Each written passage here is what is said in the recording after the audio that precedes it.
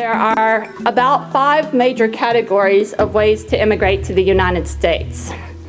La primera es si tiene familias inmediatas que solicitan a una persona.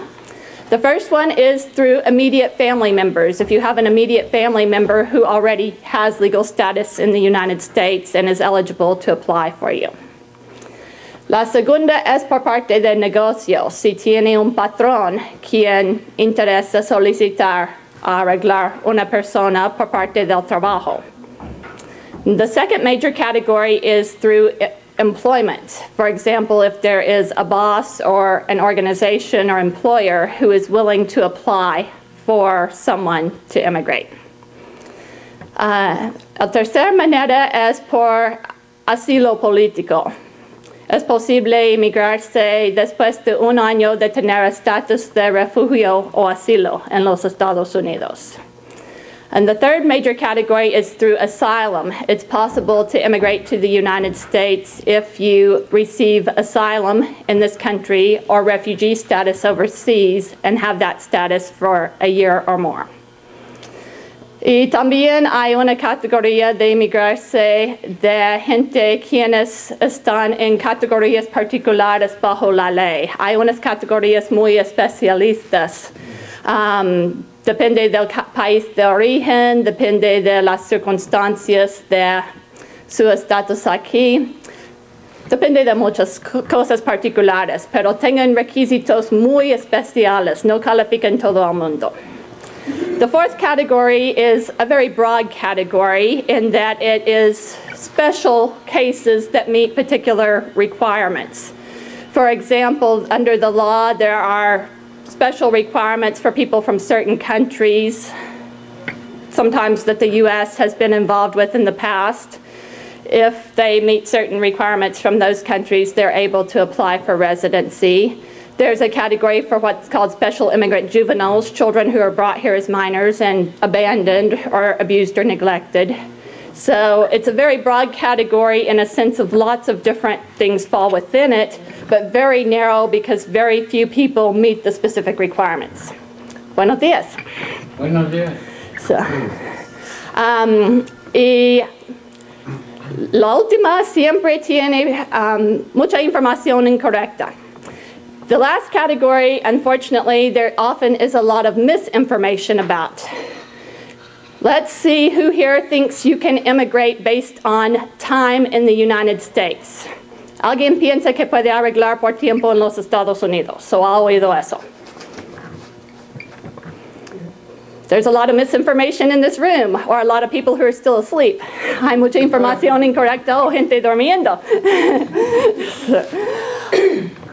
La respuesta es sí, pero no es el tiempo que piensa. The answer to that question is yes, but probably not in the way you know. ¿Quién ha oído que puede inmigrarse por 10 años? Yeah. Who's heard that you can immigrate based on 10 years of time here? Mucha gente, a bunch of people. That is only partially true and only in very narrow circumstances. Solamente es así en circunstancias muy particulares a veces. Si está emigrando por 10 años, solamente puede hacerlo con un corte migratorio. If you're applying to immigrate based on being in the United States 10 years, that is a proceeding that must be done only in immigration court. There's no affirmative filing. Aparte de mostrar que tuviera más de 10 años en los Estados Unidos antes de que empezó ese trámite en la corte, también tiene que mostrar que tiene buen carácter moral, que no tiene un récord de arrestos, que sí ha pagado los impuestos, aunque no tiene estatus, tiene que pagar impuestos, ¿verdad?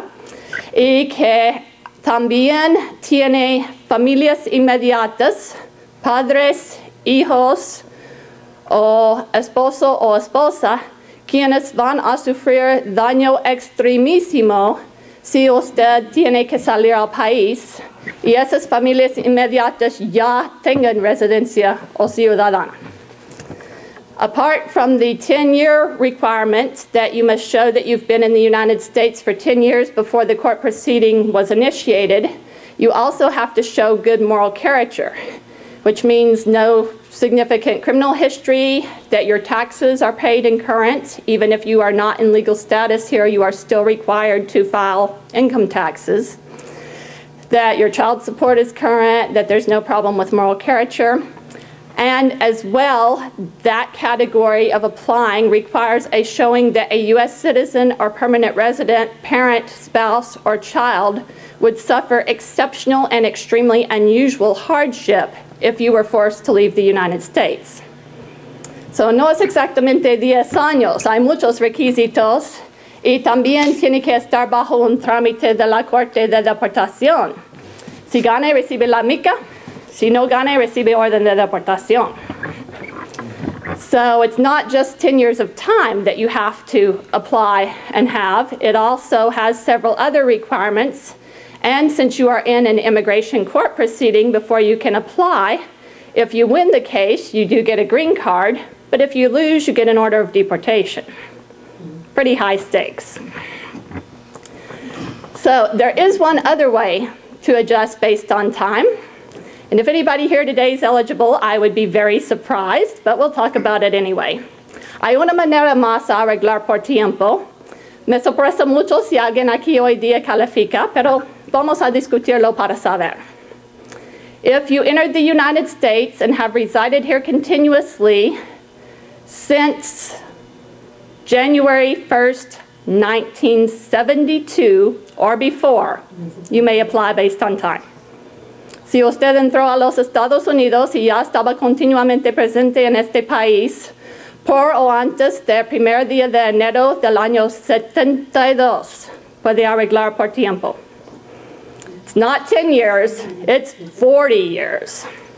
It's a big difference. No es 10 años, es 40. Bastante diferente. But yes, it is possible to apply based on time. Although most people who've been here for 40 years applied under the 1986 amnesty and don't need to apply based on time. So, por eso es posible arreglar por tiempo, pero mucha gente quienes ya tengan 40 años en los Estados Unidos recibieron su estatus por amnistía en 86 y no necesitan arreglar por tiempo ahora. Regarding employment information now, we'll talk about that. I'm going to hit real quickly on the citizenship issue because that is important. A lot of people here are not getting citizenship who qualify and who really should be doing so. So you get it by birth currently, right? Por parte de si usted nació en los Estados Unidos o una territoria. You can get it from your parents. Es posible sacarlo de sus padres. Si una persona es menor de 18 años de edad y uno otro de los padres recibe la ciudadanía, puede recibirlo por parte de su padre. If you are a minor, and minor is a tough definition. Immigration defines minor differently in just about every part of the law. Or an adolescent. 16 to 21 years of age, depending on the law. But for this purpose, it is 18. So if you are under 18 years of age and one or the other of your parents becomes a U.S. citizen, you can derive citizenship through that parent. Estuve explicando que menor de edad cambia, depende de parte de la ley con migración, pero por eso es 18 años de edad. Or you can also get it through military service in some circumstances, por servicio militar en unas instancias. So I think the question that came up earlier probably has to do with someone who wants to know if they have been a resident and want to apply, presumably for more than 5 years. Can they do so in their native language, or must they do so passing the English reading, writing, and civics exam? Yo creo que la pregunta es si es posible por un residente solicitar la ciudadanía en su propio idioma, o si es necesario pasar examen a leer, escribir y un examen sobre la historia de los Estados Unidos. There is an exception under the law to the English requirement. Everybody normally must pass the exams in English, including reading and writing, not just orally answering the civics questions. but there is an exception to that. Hay una excepción que todos necesitan pasar exámenes en leer, escribir inglés y también las preguntas sobre las cosas cívicas y del gobierno del país. If somebody has been a U.S. citizen for 20 years and is at least 50 years of age, they still have to pass the civics exam and the rest of the naturalization process, but they are allowed to do so in their own language and bring an interpreter. Si una persona tiene 20 años de ser residente o más y 50 años de edad o más, ya puede llevar su interpreter y tomar examen en su propio idioma. Ya tiene que hacer examen de historia, no de leer y escribir, pero de historia sí. Pero ya puede hacerlo en su propio idioma. Por eso, 50 años de edad y 20 años de ser residente. 50 years of age, 20 years of residence. Or, now we'll confuse everyone. Si tiene 55 años de edad con solamente 15 años de residencia, es igual, puede hacerlo en su propio idioma. As if it's not confusing enough to remember 20 and 50, if you are 55 years of age or older with only 15 years of residence, you may meet the exception to take the test in your own language. So hay dos partes de la ley, depende de edad y de tiempo de residencia. So there are two parts of the naturalization exception depending on your age and the amount of time you've had residence. There also is an exception for people who have special needs if they get a medical certification of mental disability that would affect their ability to pass an exam in any language. También hay una excepción medical por parte de disabilidad si tiene condiciones medicales que afectan la habilidad a aprender en cualquier idioma, pero tiene que ser firmado del doctor. So obviously the medical exception has to be verified by a doctor accepted by immigration. So yes, there's some possibilities for naturalization. Unfortunately, the consulate's not here this morning with me to talk about dual citizenship. The U.S. does not recognize dual citizenship, nor do they preclude it. I am a U.S. citizen. I cannot just get citizenship somewhere else.